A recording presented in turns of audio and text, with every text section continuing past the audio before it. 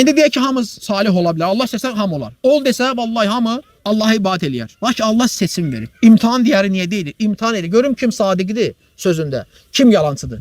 Buradan çıx bir gəz, bu kəndin bu baş, o başdan kimin? Yüzü qarşı mən Allah'ı sevirəm, Allah'a qurban olum. Ona canım qurban olsun deyəcək. Deyəcək, deməyəcək. Allah səndən canını istəmir. İbadət elə, bəs eləyir. Quran-Kərim nazirləmişəm, eləmişəm. Məhəmməd Peyğəmbər kimi xeyirxah insanı göndərmişəm, göndərmişəm. Tabi ol, bəs eləyir. Mənə bu bəsdir, Allah təala deyir. Kifayətdir. Səndən istədiyim dil budur. Müəyyən qadağalar da var, azdır da. Haramlar halallardan çox azdır. İndi bayaq misal çəkdik. Bu süfrəyə bir dənə araq qoysan, hansı çoxdur? Halal yoxsa haram? Bir dənə araq qoymaqla süfrəni belə deyək də, pis gündən qoydun, bərəkətlə apardın. Haramlar azdır da yer üzərində, halallar çoxdur da.